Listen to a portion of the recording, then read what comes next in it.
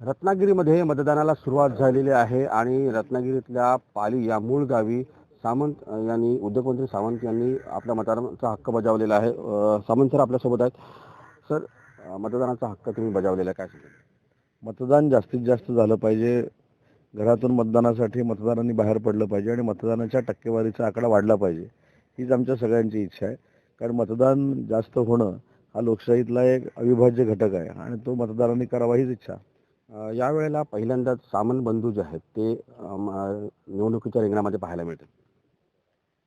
तो पण एक लोकशाहीतला एक भाग आहे ना. राजापूरमधनं माझ्या मोठ्या बंधूंना उमेदवारी मिळालेली आहे. मला इथनं 5व्यांदा उमेदवारी मिळालेली आहे. दोन्ही मतदारसंघामध्ये अतिशय महायुतीचं चांगलं वातावरण आहे आणि त्यामुळे दोघांचाही विजय निश्चित आहे. तुमच्या मतदारसंघामध्ये पुन्हा एकदा बाळमाने हे प्रतिस्पर्धी तुमचे असणार आहेत. तर एकंदरीत काय आव्हान असेल, काय सांगा?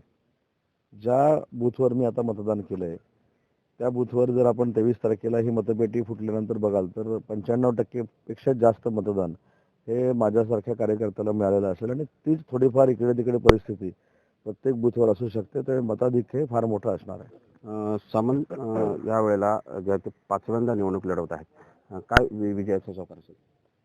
नाही, विजय हा निश्चित आहे. फक्त आता तो किती मताधिक्यानं होतो हे आपल्याला 23 तारखेला बघायचं आहे. केलेली विकासाची कामं आणि असलेला संपर्क याच्या जोरावर नक्की मी मोठ्या फरकानं विजयी होईल याची खात्री आहे. नक्कीच. उदय सामंत यांनी मतदानाचा हक्क बजावला आणि विजयाची खात्री त्यांना असल्याचं सामंत यांनी म्हटलेलं आहे. अमोल काले, साम टीव्ही, रत्नागिरी. देश विदेशातील प्रत्येक घडामोडींचे लाईव्ह अपडेट मिळवण्यासाठी आता साम टीव्हीच्या सर्व सोशल मीडिया प्लॅटफॉर्मला लाईक, फॉलो आणि सबस्क्राईब करा. तसंच सर्व नोटिफिकेशनसाठी बेल आयकॉन प्रेस करायला विसरू नका.